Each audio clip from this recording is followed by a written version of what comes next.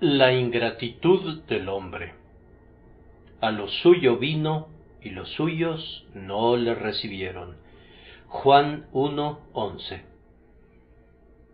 Quiero confesar de inicio con toda franqueza que no voy a basar mi predicación sobre las palabras de este texto que escogí solamente porque es un epítome del comportamiento del hombre con el Salvador. Él vino a su propia gente, a los judíos, y cumplió en cada detalle con las descripciones que los profetas habían anticipado. Pero como los judíos estaban en espera de un líder temporal que los deslumbraría con un reino terrenal, no quisieron reconocer al verdadero Mesías, y aunque permaneció entre ellos predicándoles y obrando unos milagros que nadie más realizó jamás, de tal forma que su incredulidad no tenía excusa, aun así lo rechazaron. Este fue un acto de flagrante ingratitud. Fue una benevolencia superlativa la que llevó a Jesús a esa nación en particular y a los hijos de los hombres en general, y fue un acto de ingratitud suprema que esa nación, representándonos a todos nosotros en eso, no quisiera recibirlo, sino que más bien rechazara al Señor de gloria. Utilizo nuestro texto como una ilustración de la ingratitud de los hombres con nuestro Señor, y es sobre este tema que voy a predicarles en este momento.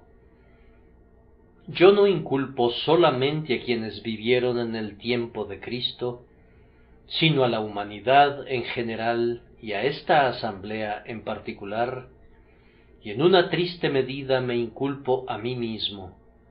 Nosotros hemos tratado con ingratitud al Señor y no le hemos retribuido de conformidad a los beneficios recibidos. Inicialmente vamos a hablar sobre el hecho de que aquellas personas entre quienes Jesús vivió fueron culpables de ingratitud con Él. Y luego, en segundo lugar, en lo que respecta a nosotros mismos, vamos a reflexionar más detenidamente sobre el lamentable hecho de que nosotros también somos culpables de la ingratitud con Él. Y vamos a concluir observando qué pasa entonces, qué es lo que procede, qué lecciones debemos aprender de esto.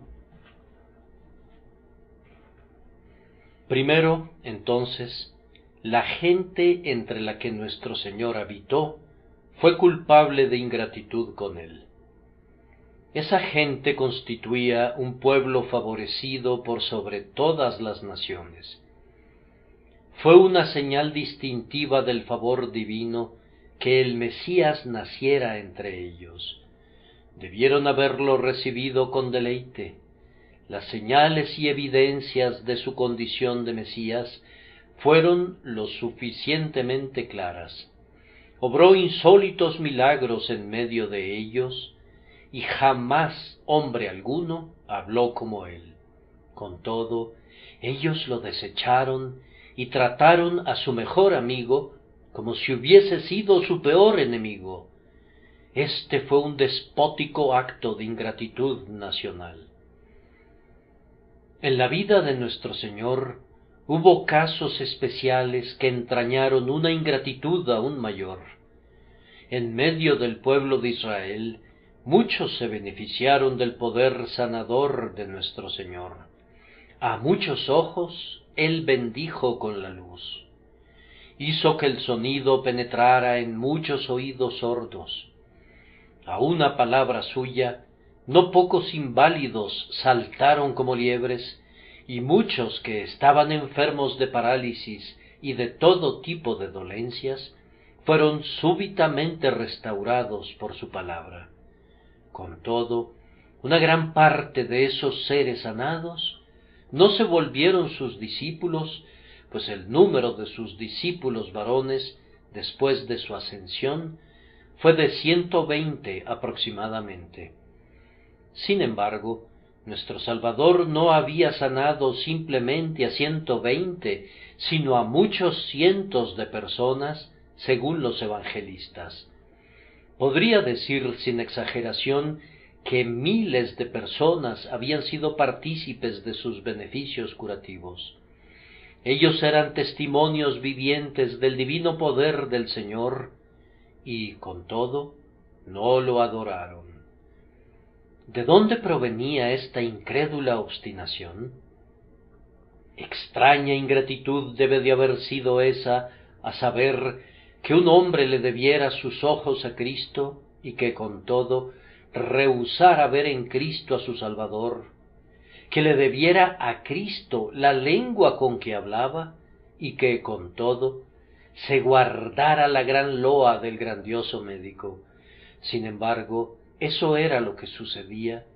Muchos eran sanados, pero pocos creían. Sabemos, además, que nuestro Señor alimentó a miles de personas hambrientas, multiplicó los panes y los peces, y dio de comer a grandes multitudes, de tal manera que comieron todos y se saciaron.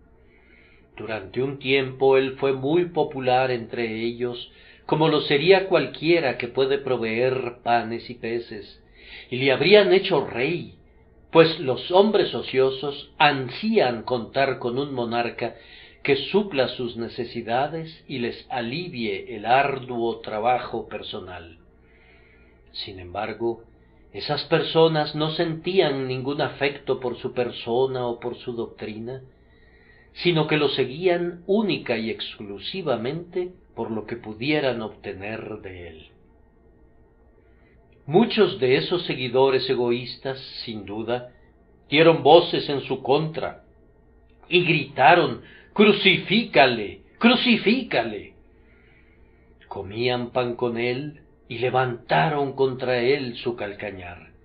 Ciertamente, después de sentarse a una mesa tan prodigiosamente provista, la razón misma habría sugerido a cada comensal que su anfitrión debía ser un profeta enviado por Dios, si no es que Dios mismo. Es extraño, es sobremanera extraño, es asombroso que, habiendo recibido tanto de sus manos, los seres humanos permanecieran siendo incrédulos respecto a él. El mismo tratamiento le fue dado a nuestro Señor cuando actuaba como maestro del pueblo. Él les enseñaba la pura verdad de la mejor manera concebible, pero, en verdad, poca fue su recompensa. No se podían quejar de sus sermones diciendo que eran insulsos y poco atractivos, o que eran austeros y desprovistos de simpatía. No leemos nunca que algún oyente se quedara dormido por la predicación de Cristo, como Eutico quedó rendido de un sueño profundo a la larga disertación de Pablo.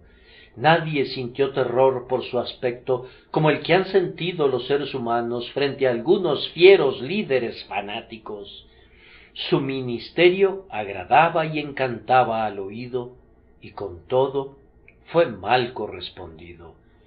Cuando concluyó su sermón en Nazaret, ¿cuál fue su recompensa? Lo llevaron hasta la cumbre del monte y lo hubieran despeñado si no se hubiera escapado.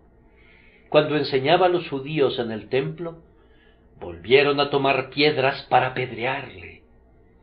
En pago por sus argumentos de misericordia, lo asediaban con las armas de la malicia. Aunque él prestaba a sus oyentes el más valioso servicio, declarando las buenas nuevas de salvación, algunos, en pago, buscaban atraparlo en su discurso y otros crujían sus airados dientes en contra suya. Proyectó luz en las tinieblas y las tinieblas no le comprendieron. Algunas veces, cuando encontraba alrededor suyo una audiencia más selecta que la usual, el grandioso maestro no solamente predicaba los elementos del Evangelio, sino que se adentraba más profundamente en sus misterios. aunque no le agradecían que lo hiciera. En una ocasión les habló respecto a comer su carne y beber su sangre, pero sólo arrojó sus perlas a los cerdos. Se volvieron de nuevo contra él para agredirle, y muchos de los que le habían seguido hasta ese punto lo abandonaron y no caminaron más con él. Incluso los discípulos que le eran fieles de corazón no siempre valoraron lo suficiente sus dichos como para guardarlos en sus mentes, ni fueron influenciados por su enseñanza ni por su ejemplo al nivel que debieron serlo. Cuán a menudo el tierno pecho de nuestro Señor debe haberse visto oprimido por la angustia por causa de la crueldad humana. Los colmillos de la víbora de la ingratitud dejaron su marca en él. Los hombres le devolvieron mal por bien y retribuyeron la medida colmada por su benevolencia para con ellos, con una medida igualmente elevada de odio. ¿Qué tono tan quejumbroso hay en aquella pregunta que hizo después de que hubo curado a los 10 leprosos y sólo uno de ellos regresó para darle las gracias? ¿No son 10 los que fueron limpiados? ¿Y los 9 dónde están? Como si hubiese esperado que por lo menos le agradecieran. Era lo menos que podrían hacer a cambio de una bendición tan incomparable como la curación de una enfermedad mortal. Seguramente, siempre que nuestro Señor miraba al puñado de sus seguidores, debe de haber recordado a todas las huestes a las que había conferido tantos beneficios, y se preguntaba, ¿y los 9 dónde están? El ser manso y humilde no recibió de esa generación ingrata ninguna recompensa de amor por sus munificencias espirituales y temporales. Aquí y allá, alguna mujer llena de reconocimiento le ministraba de sus fondos, y de vez en cuando un ser agradecido se convertía en su discípulo, pero, como regla general, no había ninguna respuesta a su amor salvo la del tipo que Jerusalén oyó cuando, a cambio de sus clamores compasivos, recibió gritos de un odio asesino que exigía que le crucificaran. Amados hermanos, entre más vivió nuestro Señor Jesucristo, más conoció de manera práctica la vil ingratitud de la humanidad. Él vivía para ellos. En obediencia a su Padre gastó su vida entera por los hombres. Vivió primero para la gloria de Dios y luego para amar a los hombres. Su comida y bebida era hacer el bien a los hombres. Se olvidó de sí mismo. Renunció por completo a todos los propósitos ambiciosos y se dedicó a buscar y salvar a los perdidos. Así como una madre se entrega a su bebé, así Jesús hizo cuanto pudo por los hombres. Es más, ninguna madre amó jamás a su bebé como Jesús amó a los suyos cuando estaban en el mundo. Y sin embargo, continuamente y de todas maneras, los hombres buscaron quitarle la vida, que era más valiosa para ellos que para él, pues era sólo por su bien que seguía viviendo todavía en la tierra. Cuán a menudo tuvo que escapar de sus crueles manos, y cuando llegó su hora, cuán ávidamente conspiraron para darle caza hasta su muerte. Cuando la muchedumbre permanecía en las calles de Jerusalén aullando «¡Crucifícale! ¡Crucifícale!», uno habría pensado que debía de tratarse de algún informante común que había traicionado a otros por lucro, o de algún envenenador que había contaminado secretamente el pan del pueblo con una droga mortífera, o de un blasfemo que había profanado las cosas sagradas, o de un desventurado cuyo carácter estaba doblemente teñido de infamia. En lugar de lo cual, allí estaba ante esa fiera multitud el más manso de los hombres, el más inofensivo y al mismo tiempo el más generoso, el más abnegado, el más tierno de todos los hombres nacidos de mujer. Sin embargo, cuán vehementemente gritan: «¡Crucifícale! ¡Crucifícale!». Y cuando el gobernador romano les hace la pregunta: «Pues, ¿qué mal ha hecho?», no pueden darle ninguna respuesta y, por tanto, ahogan la pregunta con sus gritos de «¡Crucifícale! ¡Crucifícale!». Oh, cuán vil ingratitud la de los hombres que recompensaron una vida como la suya con una muerte cruel. Esa malvada generación se salió con la suya al final respecto al varón de dolores, y después de que hubo sido azotado, lo tomaron y se lo llevaron para crucificarlo. Sabemos bien que no necesitaba morir ni siquiera entonces. Un pensamiento suyo podía haber desviado las flechas de la muerte. Bastaba que así lo hubiera querido, y los clavos habrían saltado de sus lugares, y el Señor se habría desprendido de la cruz y se habría colocado en medio de sus enemigos para horror y desaliento de ellos. Él moría por los hombres, sufría cada dolor por los hombres, toleraba la corona de espinas por los hombres permitió que sus manos fueran clavadas, por los hombres dejó que su costado fuera traspasado, por los hombres sus pies sangraron, por los hombres bebió la copa de hiel, por los hombres soportó el dolor y por los hombres experimentó la sed. A otros salvó, a sí mismo no se puede salvar. Aquel fue el mayor sacrificio que un hombre haya hecho por el hombre, y con todo, ¿cómo fue correspondido? La cruel multitud le rodeaba y se burlaba de sus dolores. Hacían bromas de su persona, insultaban su fe y se burlaban de sus oraciones. Oh tú, amado Cristo de Dios, de buen grado habríamos cubierto tu sagrado cuerpo para ocultarlo de esos ojos lascivos y brutales, y habríamos puesto tu tierno espíritu al abrigo de esas burlas inhumanas, pero no pudo ser así. Al hombre se le permite ser infame para que tú puedas sufrir al máximo y al hacerlo puedas redimir a tu pueblo. Vean el contraste. Jesús ama y el hombre odia. Él muere por los pecadores y los pecadores lo insultan en sus agonías. Cuando nuestro Señor hubo muerto y permanecido en la tumba durante 3 días y hubo resucitado, su resurrección fue por los hombres.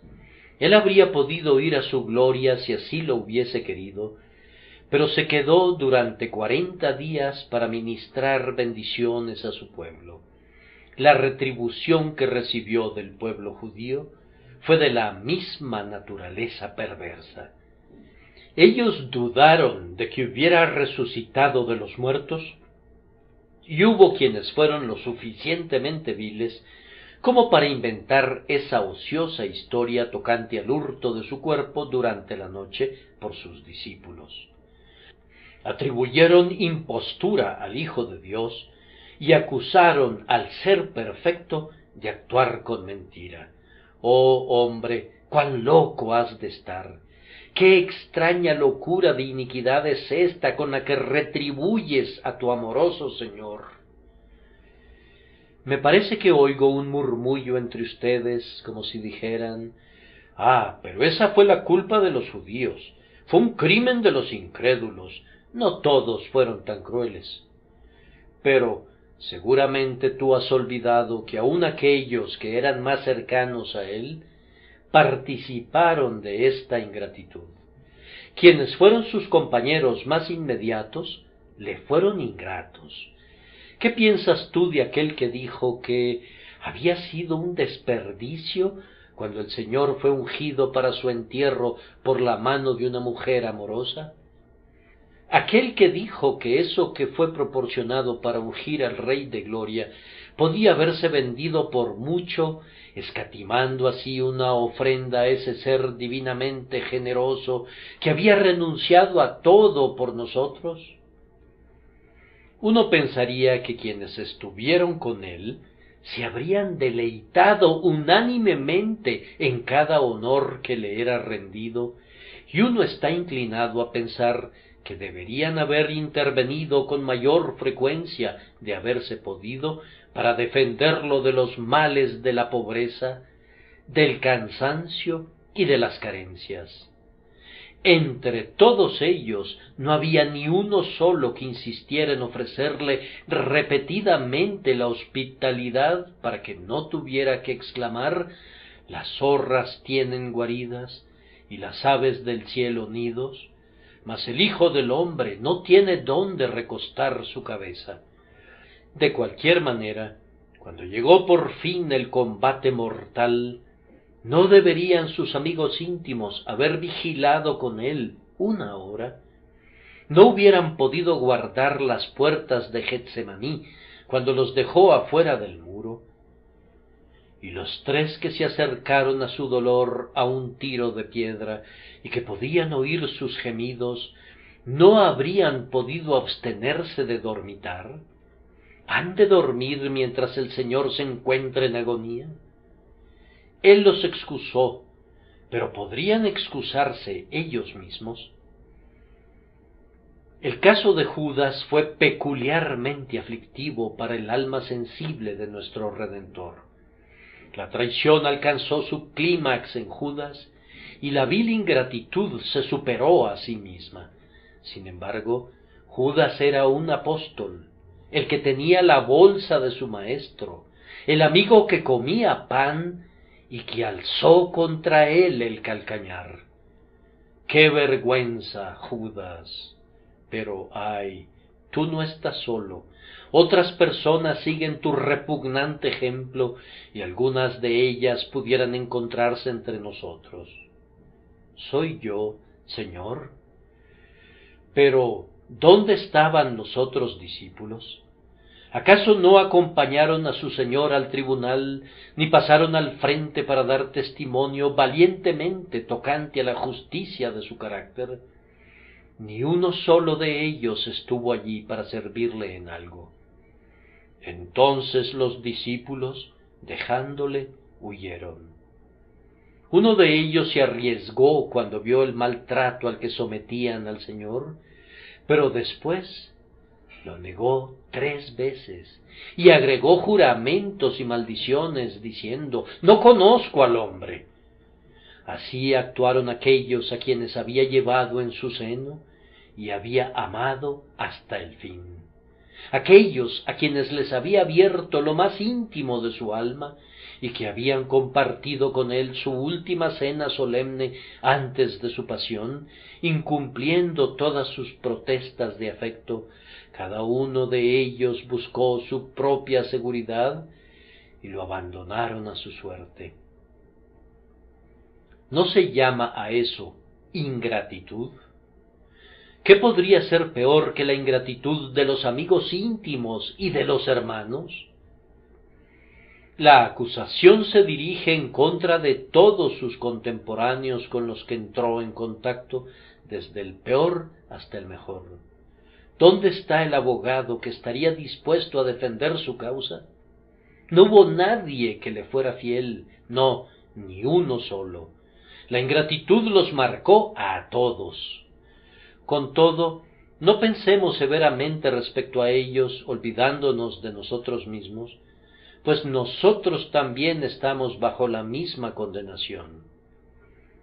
Este es nuestro segundo punto, que nosotros también hemos sido ingratos con nuestro Señor. Mientras he estado dándole vueltas a este tema en mi propia mente, me he visto profundamente afectado, pero me siento completamente impotente para presentarlo de una manera ante ustedes que los afecte del mismo modo, a menos que Dios el Espíritu Santo se complazca ahora en derretir sus corazones. Recuerden que presentar una acusación de ingratitud contra un hombre es algo muy grave. A mí no me gustaría que me llamaran mentiroso, me dolería mucho, pero ser llamado ingrato es igualmente degradante. ¿podría ser más deshonrosa alguna otra acusación? La ingratitud es algo ruin y despreciable. Quien es culpable de ella es indigno del nombre de hombre. Un soldado que había sido caritativamente rescatado de un naufragio y que había sido tratado hospitalariamente, fue lo suficientemente ruin para procurar obtener de Filipo de Macedonia que se le traspasara la casa y la hacienda de su generoso anfitrión. Filipo, justamente indignado, ordenó que su frente fuera marcada con las palabras: «El huésped ingrato». Ese hombre se debe de haber sentido como Caín cuando Dios puso una señal en él. Debe de haber deseado esconderse para siempre de toda mirada humana. Demuestren que un hombre es desagradecido y lo habrán colocado por debajo de las bestias, pues aun los brutos exhiben con frecuencia la gratitud más conmovedora para con sus benefactores. Viene a nuestra memoria la vieja historia clásica de Andrócles y el león. Andrócles curó a un león, y años más tarde, cuando ese mismo león fue soltado contra él en el anfiteatro, se echó a sus pies y lo reconoció como su amigo. Sólo las más despreciables criaturas son usadas como metáforas de la ingratitud. Por ejemplo, hablamos del asno que bebe y que luego patea la cubeta que ha vaciado, pero nunca hablamos así de los animales más nobles. Un hombre desagradecido es más ruin que un animal. En la medida que devuelve mal por bien, es peor que las bestias, es diabólico. La ingratitud es esencialmente infernal. La ingratitud para con los amigos es vil, para con los padres es más grave, pero la ingratitud para con el Salvador es lo peor de todo. Por lo tanto, no reciban con frialdad lo que tengo que decirles, como si la acusación fuese algo trivial. Es un asunto muy serio que estemos expuestos a una acusación de ingratitud para con el Señor Jesucristo. Oigan entonces y aflíjanse al oírlo, pues yo también lamento al decirlo. Yo presento la acusación primero contra los creyentes, contra aquellos que son cristianos entre nosotros y que, por tanto, están más endeudados con el amor y la gracia de Cristo.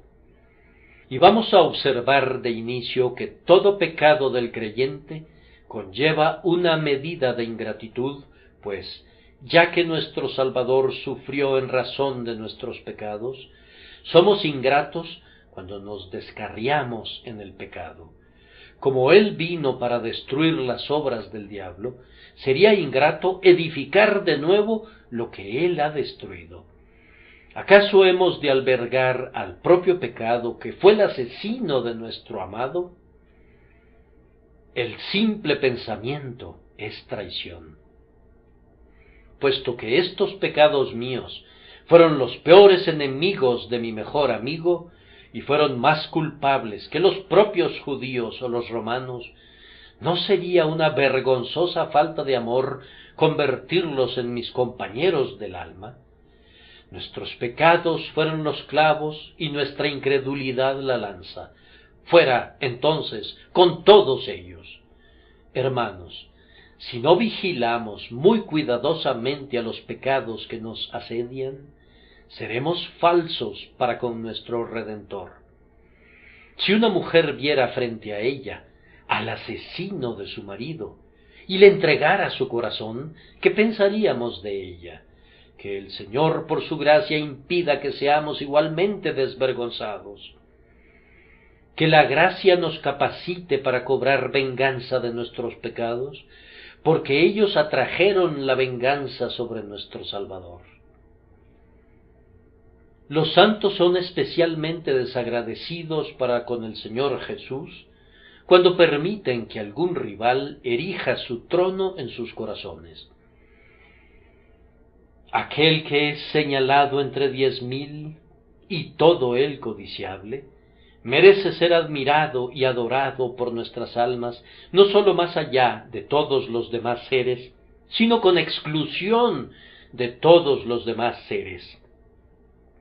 Si sus corazones fueran lo suficientemente capaces de contener un afecto 1000 veces mayor que el que contienen ahora, el Señor Jesús merecería todo su contenido.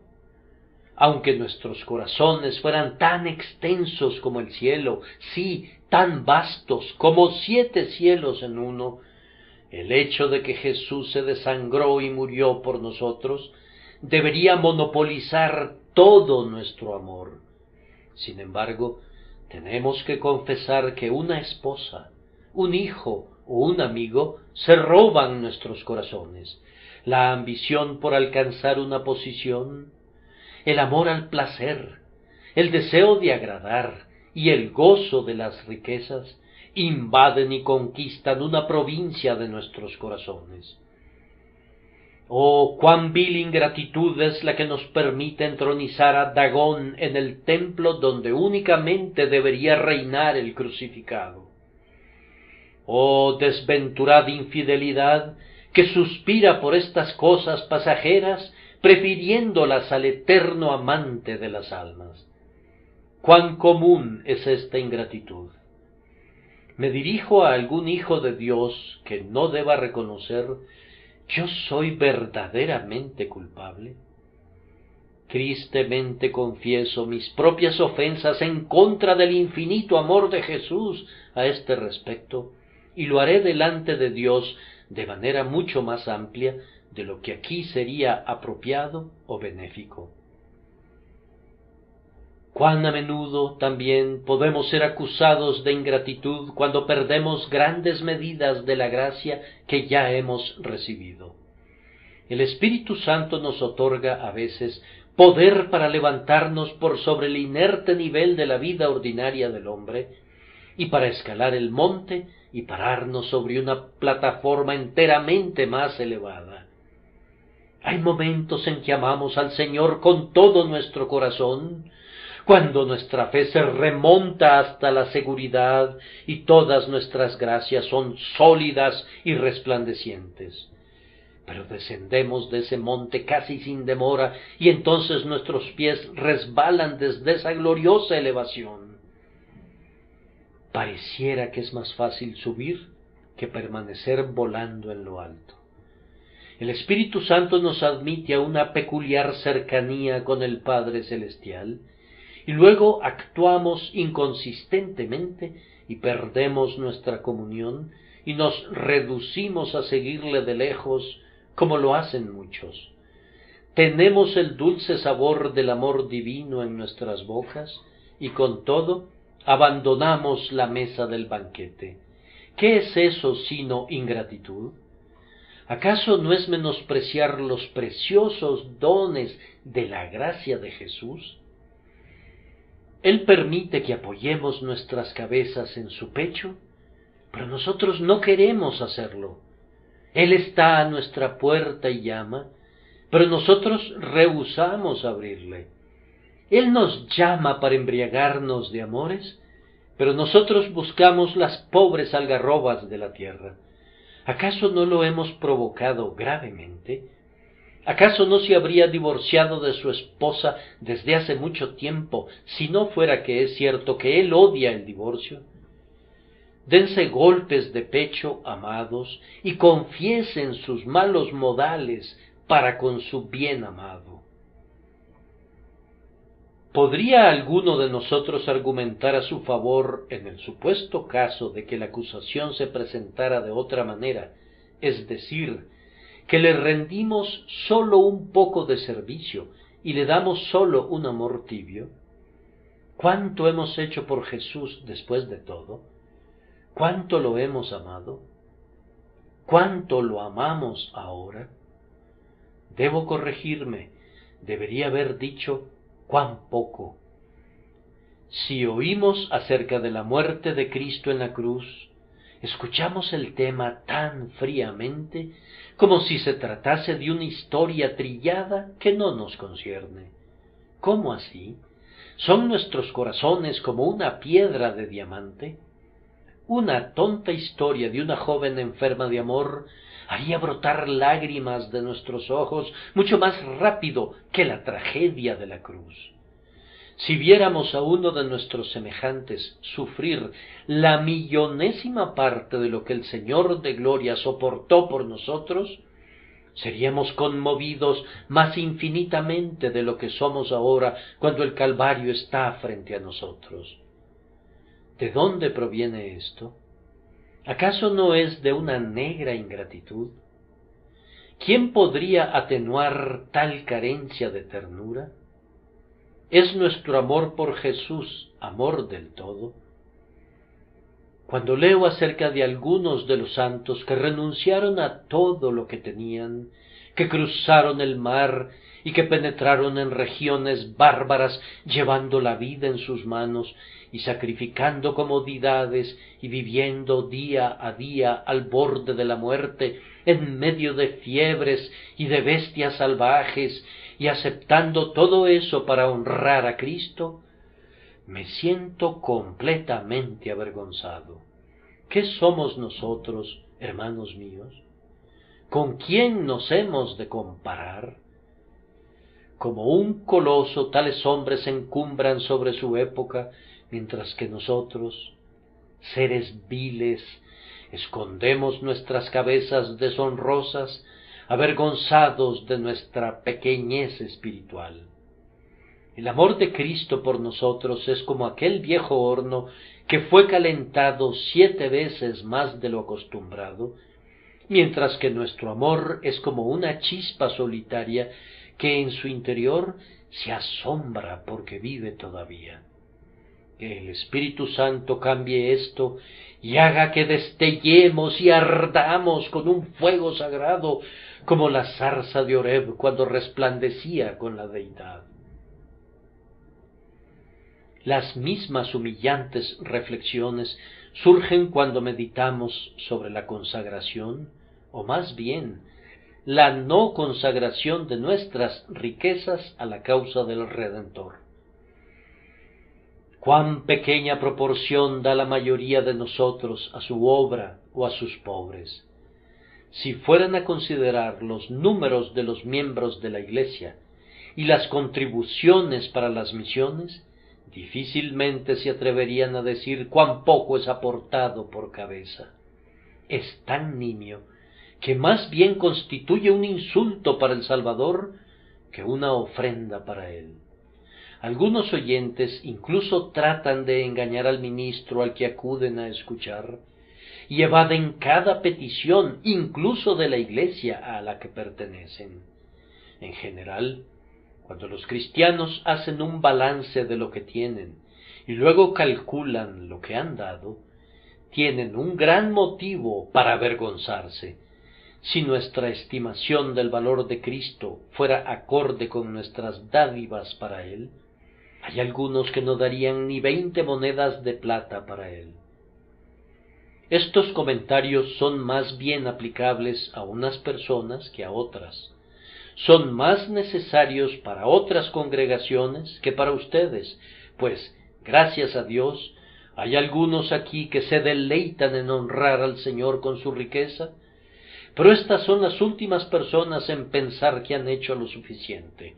De hecho, los que hacen más por Cristo son los primeros en sentir que hacen demasiado poco.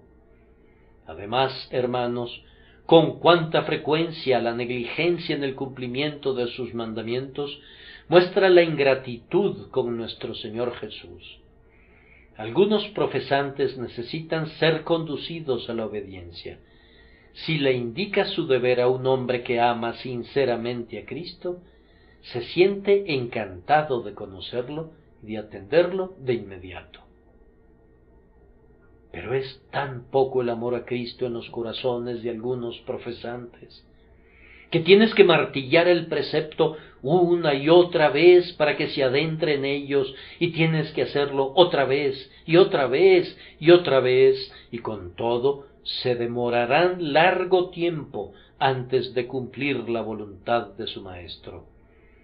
Han de ser persuadidos y amenazados antes de que puedan ceder. La gratitud ferviente corre con pies alados a donde quiera que Jesús le pide que vaya. Si fuéramos más celosamente obedientes a nuestro Señor, habría una mayor evidencia de que estamos agradecidos con Él. Ahora siento en mi corazón, hermanos, como que me alegraría terminar con esta predicación, pues deseo estar solo y suspirar y llorar por este sermón en la soledad. Quiero confesar y lamentar en privado mi propia ingratitud consciente con mi siempre bendito Señor, a quien, a pesar de todo, amo.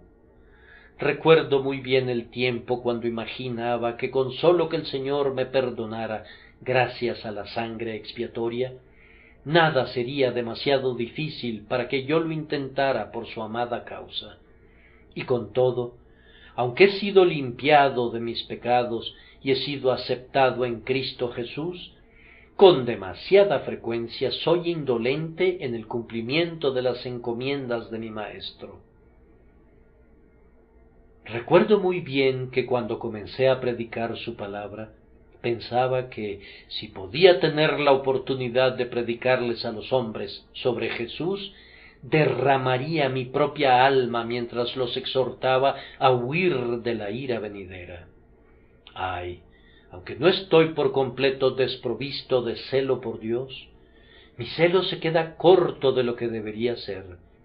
Gustosamente echaría fuego al hablar, fuego que derritiera sus corazones y que luego hiciera que ardieran con un ardiente amor por Jesús. Yo no puedo alcanzar mi propio ideal y no dudo de que aunque pudiera, aún así sería defectuoso. Hermanos míos, yo no los acuso de ingratitud sin confesarla y reconocerla en mí mismo. Vamos, hermanos míos, no confesemos simplemente con nuestros labios, sino con un dolor penitencial interno. Busquemos una aflicción piadosa que obre un arrepentimiento práctico, que, en el poder del Espíritu Santo, resolvamos que amaremos más a nuestro Señor en el futuro y que cederemos a los dulces requiebros de su amor. Ahora tengo una ominosa tarea que consiste en que tengo que hablar de algunas personas cuya ingratitud es aún mayor, si es que pudiera haber tal cosa, pues rehúsan confiar en Él por completo.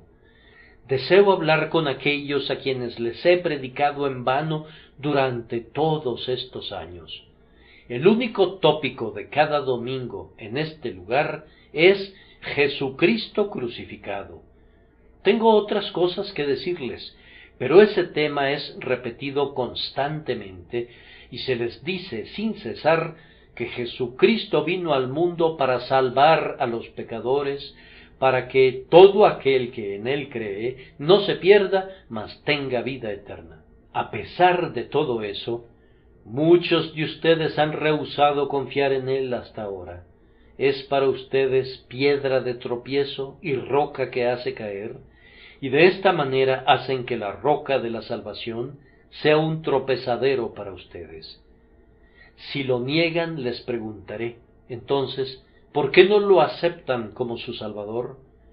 ¿Por qué están enemistados en sus corazones con Él?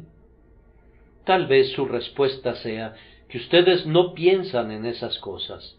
Entonces, ¿es esta su conducta para con el Salvador agonizante, que ni siquiera van a pensar en Él?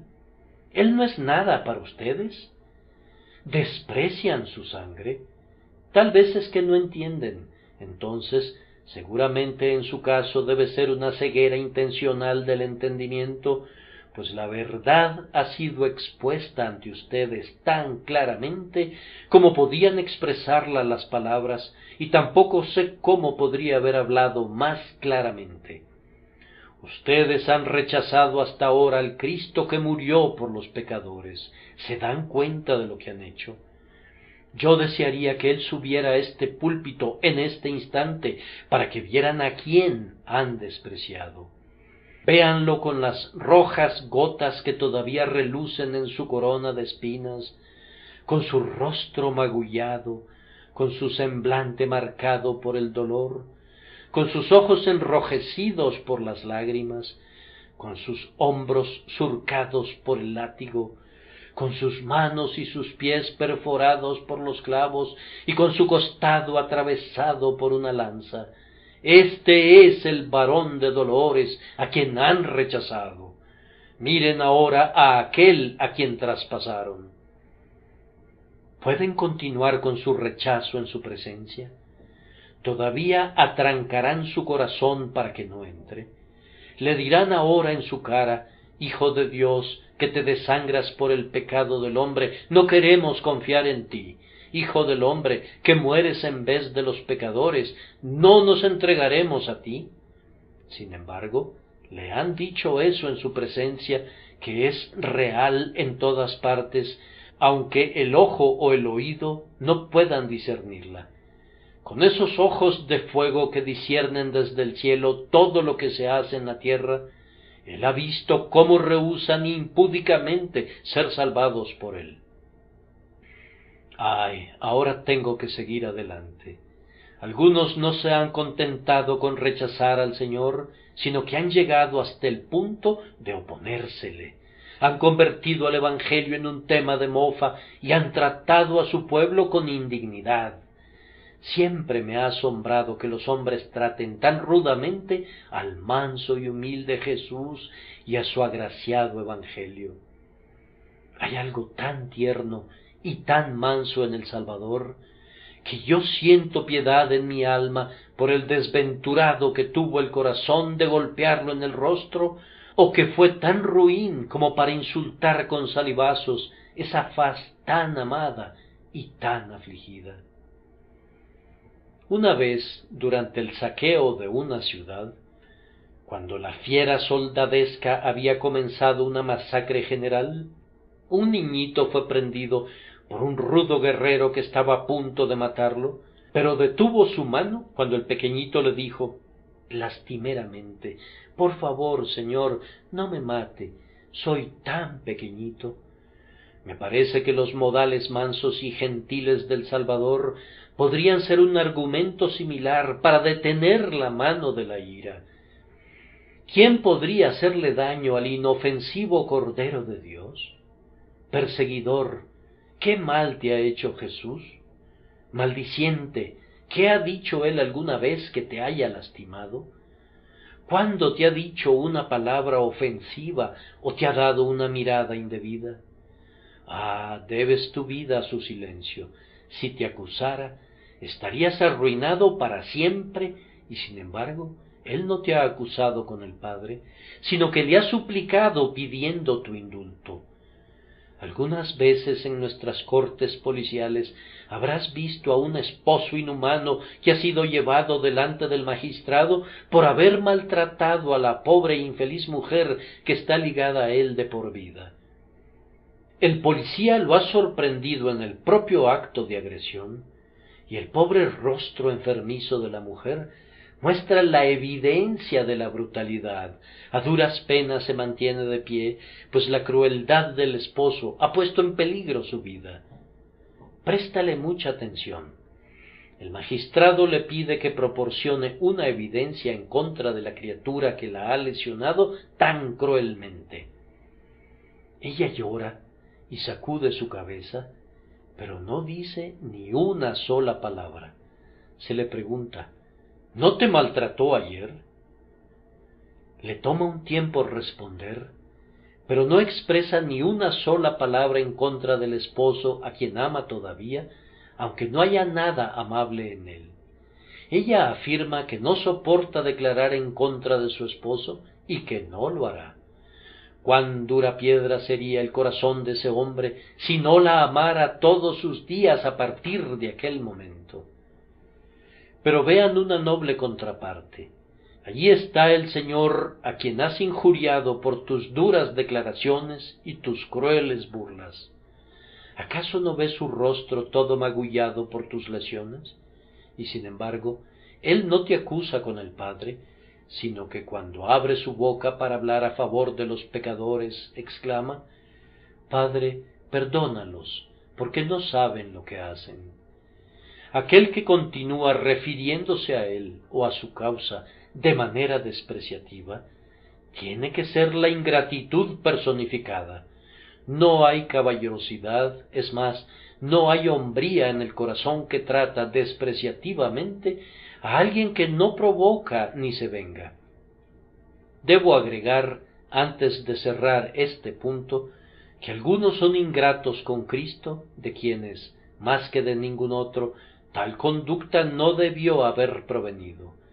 El texto dice: a lo suyo vino, y los suyos no le recibieron.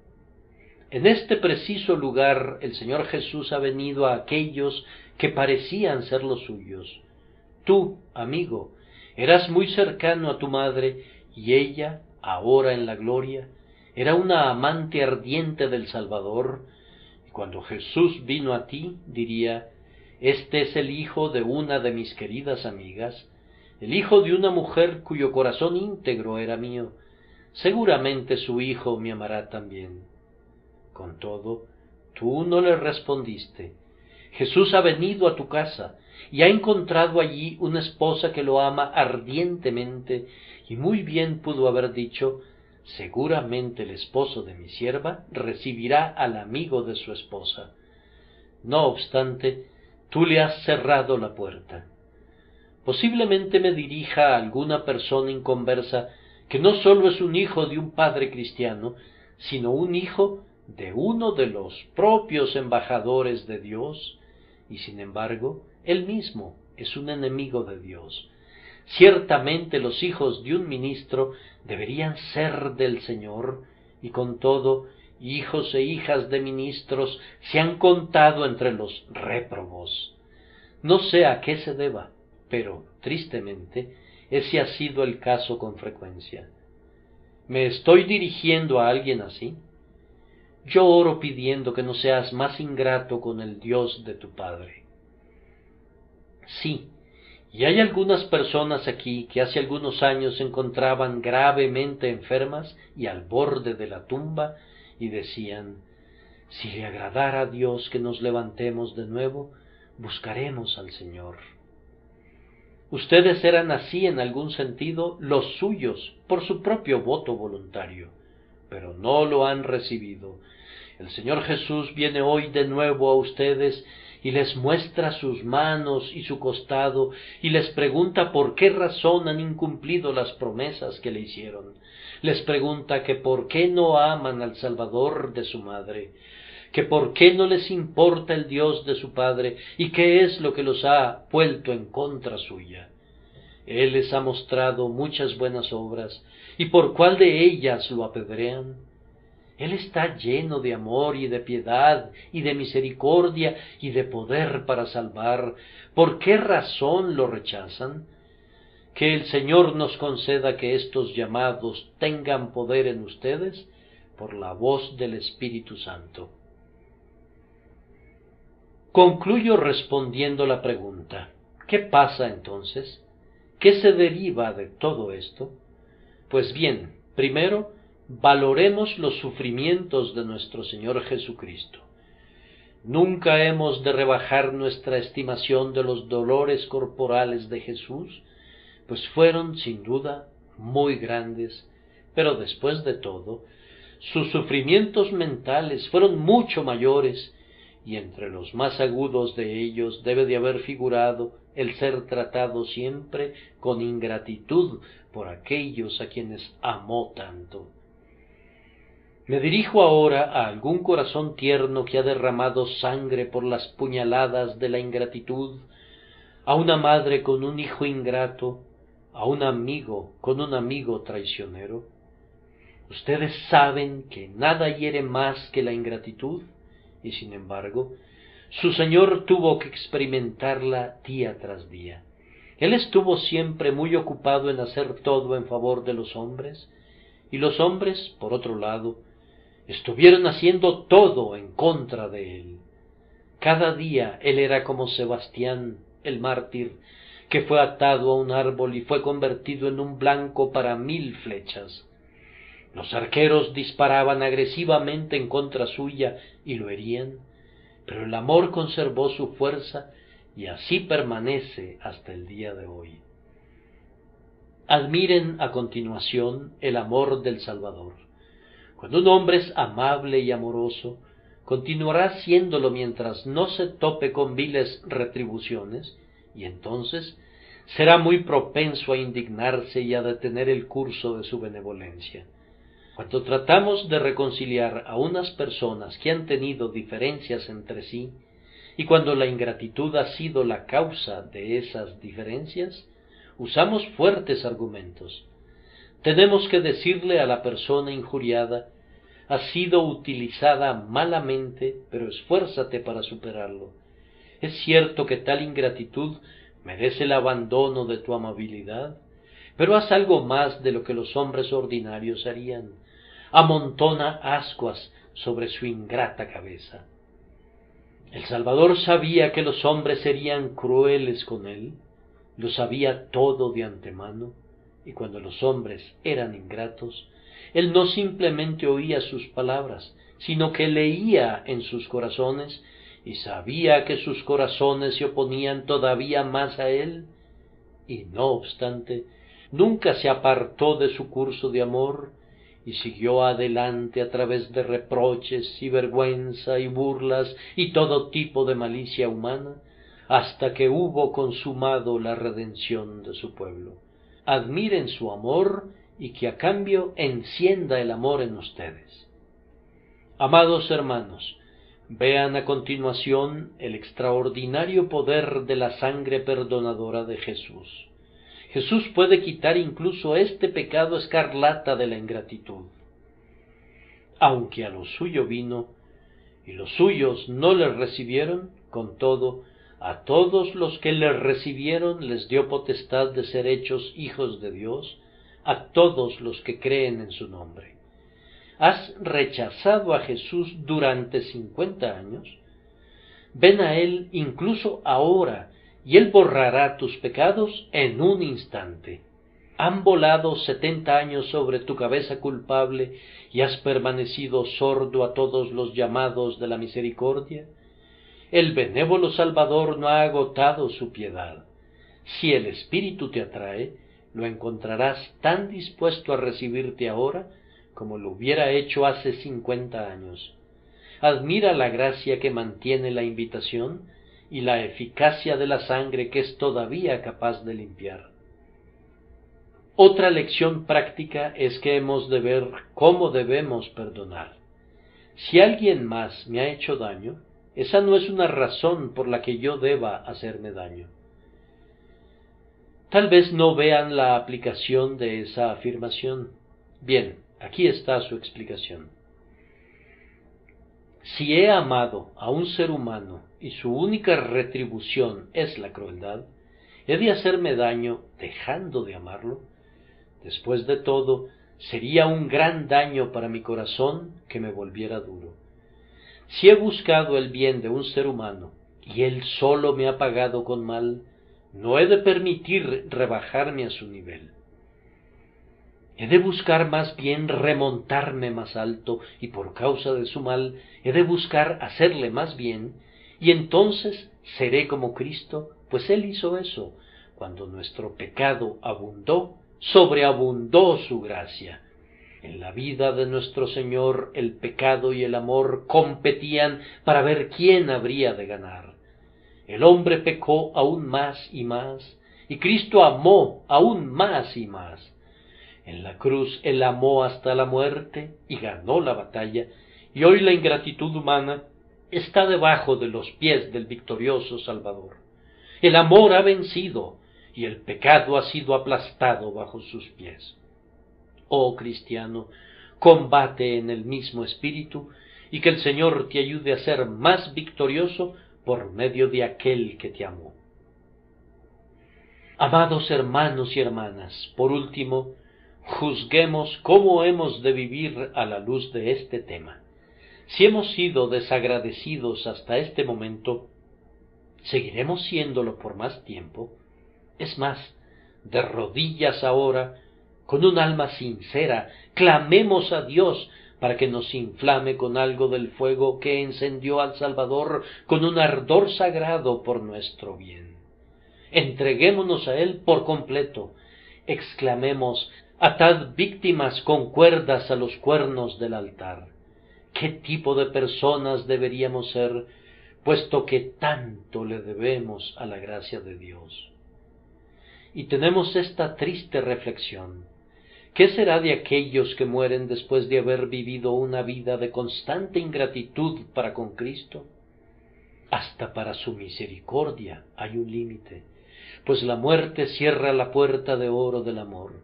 Tan pronto como el impenitente cierra sus agonizantes ojos, la justicia toma el lugar de la misericordia.